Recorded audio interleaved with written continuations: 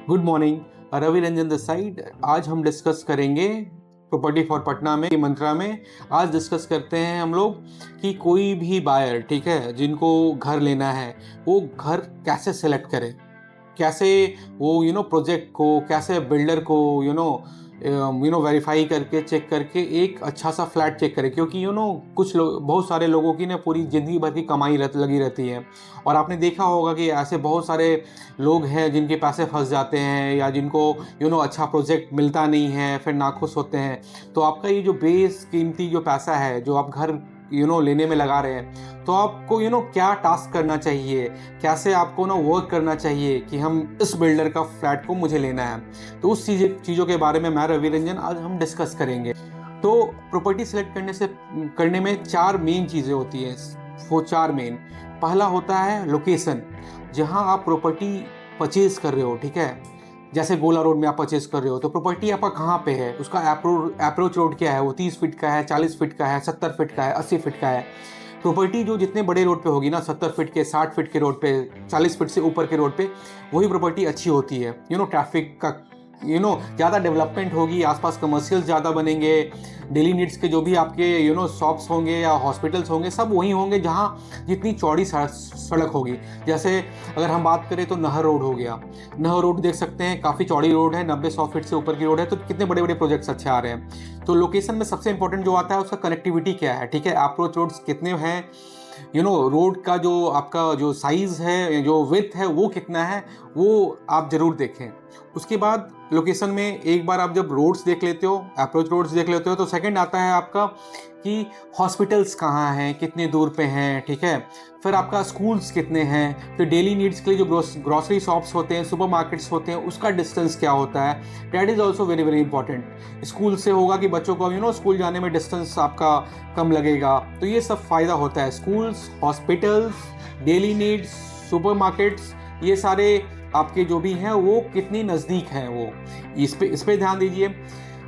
उसके बाद ये आपका लोकेशन का आपका पूरा ओवर हो गया है। लोकेशन के बाद आ जाइए, हम आते हैं आपका बिल्डर बैकग्राउंड पे। बिल्डर कौन है, बिल्डर कब से फ्लैट बना रहा है, लाइक वो 1992 से काम कर रहा है, 2001 से काम कर रहा है, 2005 से काम कर रहा है, और उसने कितने सारे प्रोजेक्ट बना रखे हैं, और लास्ट 3 प्रोजेक्ट पे ज़रूरत है तो आप जाइए उस प्रोजेक्ट पे, वहाँ जो लोग रह रहे हैं उनसे बात करिए, देखिए डैम्प आ रहा है या नहीं, कंस्ट्रक्शन क्वालिटी कैसी है, ठीक है, उन्होंने कब बनाना शुरू किया, कब डिलीवर किया। सपोज दैट कि एबीसी बिल्डर है, उन्होंने ये एबीसी प्रोजेक्ट डिलीवर किया है 2022 में, तो वो प्रोजेक्ट कब बनना शुरू हुआ, 2015 में स्टार्ट किया, 2020 में डिलीवर कर दिया, लाइक, या 2019 में डिलीवर कर दिया।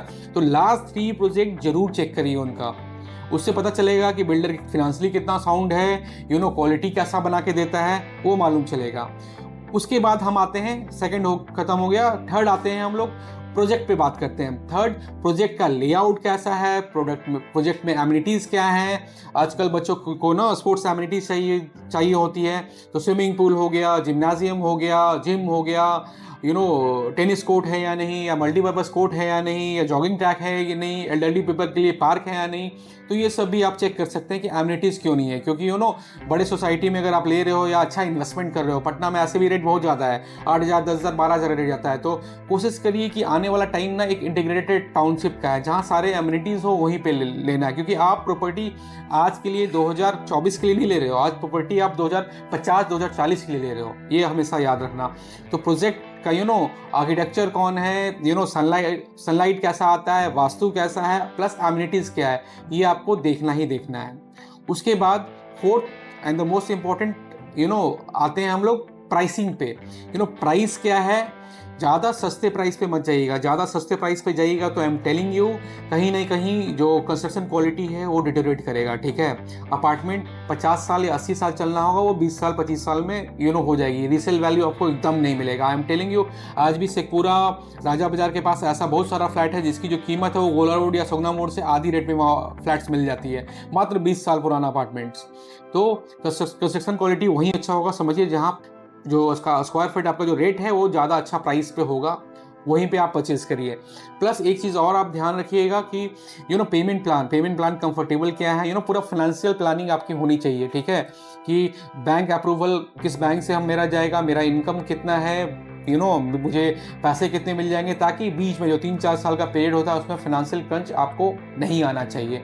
इसके लिए प्रॉपर फाइनेंशियल प्लानिंग, आपका लोन एलिजिबिलिटी क्या है, एवरीथिंग क्या है, वो सब आप चेक करा सकते हैं। ठीक है, इन सब चीज़ों के लिए आप प्रॉपर्टी फॉर पटना में भी आ सकते हैं। ठीक है, हम जो हैं वो ये सारा जो भी R&D का काम होता है ना, वो आपको अच्छे से करके और अच्छे से आपको हम बताते भी हैं। ठीक है, तो ये सारा कुछ है। ठीक है, कोई भी बायर जो है वो फ्लैट लेने से पहले जो 4 चीज़ें मैंने बताई हैं उनको ज़रूर देखें। पहला लोकेशन हो गया, दूसरा बिल्डर बैकग्राउंड हो गया, तीसरा प्रोजेक्ट हो गया, फोर्थ प्राइसिंग और पेमेंट प्लान कैसा है। That's it. Thank you so much. All the best.